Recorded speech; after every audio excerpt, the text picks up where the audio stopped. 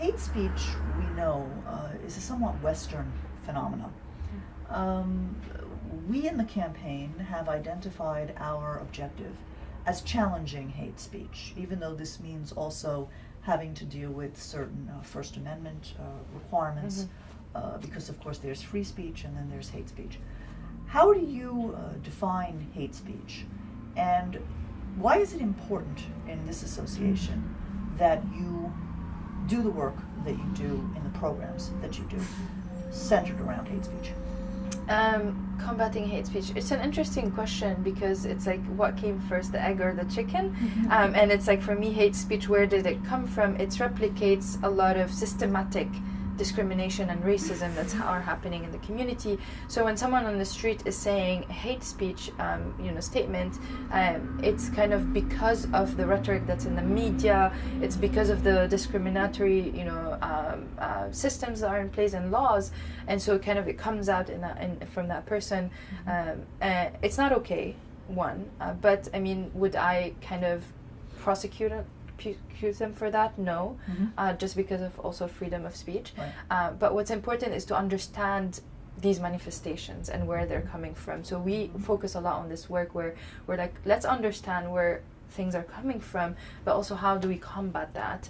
And for me personally, and this is a personal opinion, where for me hate speech really should be actively combated and countered. It's like when it comes from the mouth of politicians, because they have power, they hold power seats, and that means their damage is more magnified, right? Yes. So if someone is on CNN, BBC, all these media outlets, on New York Times, saying things that are hateful, you will create this kind of very, very vicious culture of kind of picking up on this and discourse, and that will really ruin lives, kill people. Really, it can kill people.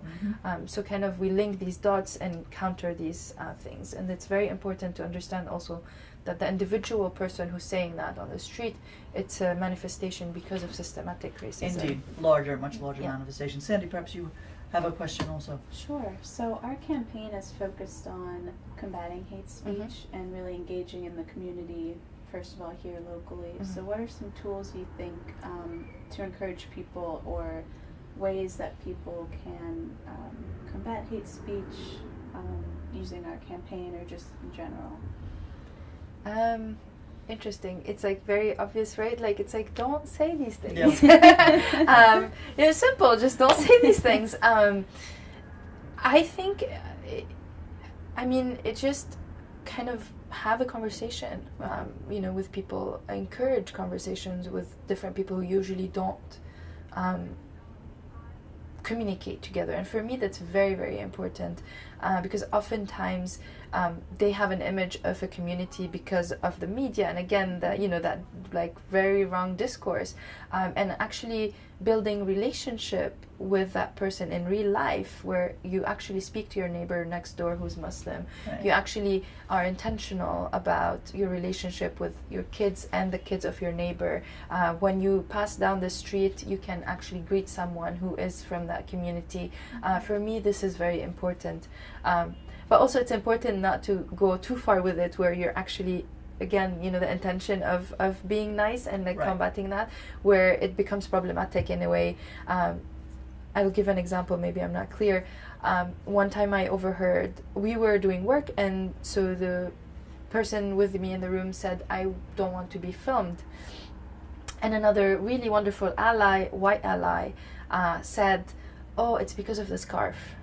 And so it was interesting. That person was kind of being considerate, making sure that this person is not filmed. Right. But there was an assumption that was because of the scarf. Yeah. And I was like, oh, sorry, hold on a second. It's actually a matter of consent. And a lot of people don't want to be in cameras, not because of their hijab. No, but because they just don't want to be on camera. Exactly. And so it's interesting. But how do we know these things is when we're together in the same spaces, making mistakes together and open to constructive criticism, where both like she felt safe telling them that no, this is not the reason, and I was kind of the facilitator, and that person was like, oh, I actually did make an assumption despite having the good intention of helping you, not being on the camera. So that was an example of how to balance that.